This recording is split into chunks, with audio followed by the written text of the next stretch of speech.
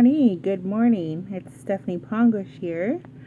I am going to show a little tutorial on a couple of different ways of stitching that you can all use for your beading. So first I'll start with the knot. What I have here is a beading needle and beading thread, and then I have it double knotted at the end. So I'll start on the back, hitting things. I usually try to go through that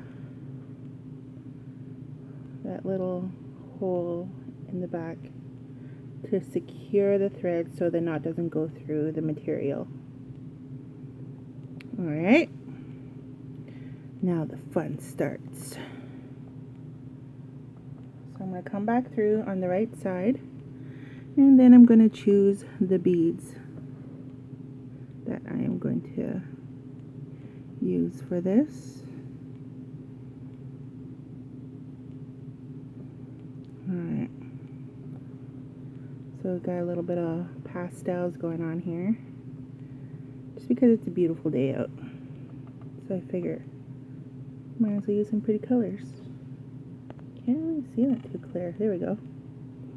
Alright, so the first stitch I'm going to use is one that can be used for more of a fill or straight lines. I put anywhere between 5 to 7 beads, and then I usually tell people to go behind half plus 1, so if there's a plus 1. So for this one you'll see, oh, excuse my dirty fingers. Ew, gross. So for this one you'll see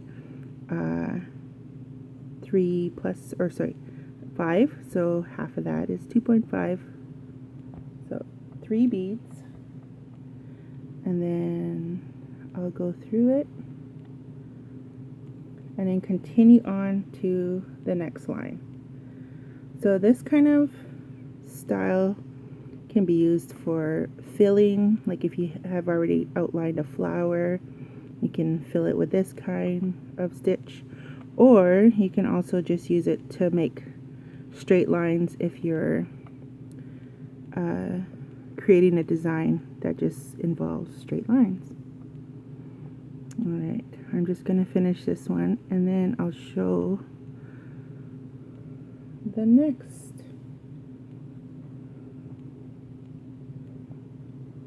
So if I was just doing a straight line like that, then I would just continue on with the beads. So the other way that I was showing everybody in class is this one. So you put down your row of beads and then you tack them. So tacking is when you go in between 2 beads. Uh-oh. Okay, so the tacking is when you go you come up on one side of the beading thread, you go on the other side,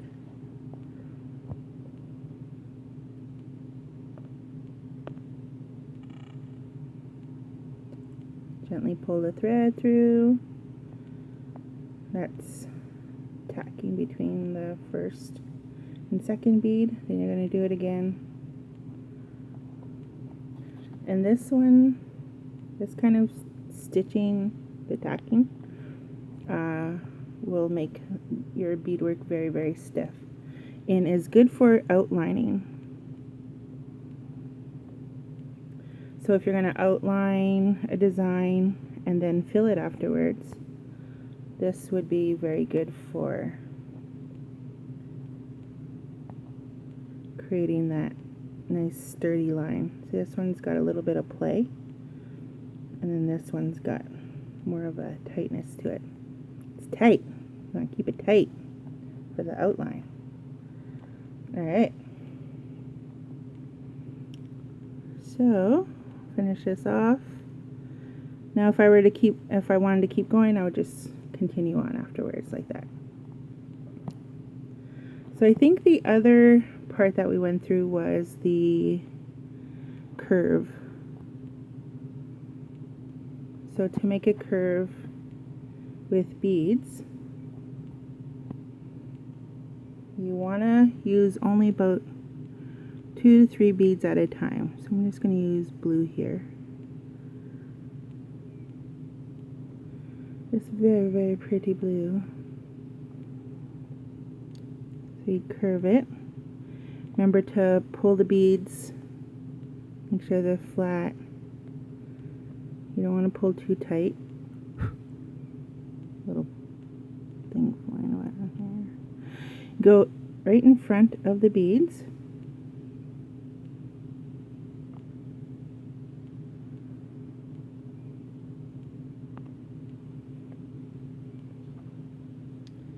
And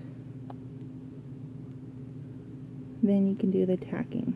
So let's say this curve was on the outside. Either way, even if the curve was in the inside, I would definitely tack too. So you want the curve to look curved. You want it to be sturdy. So I would not go more than 3 beads on a curve. So because I won't go more than 3 beads, you shouldn't go more than 3 beads. Deal? Alright.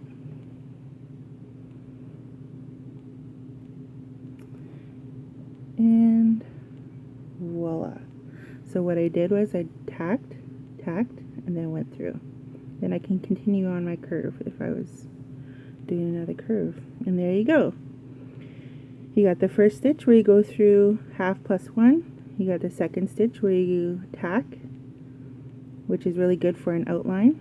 And then you have the curve where I would tack and then go through it, just like I did in this one. Alright, I hope that you find that helpful, and I will see you guys soon. Alright, take care. Have a great weekend. Bye, Mompi.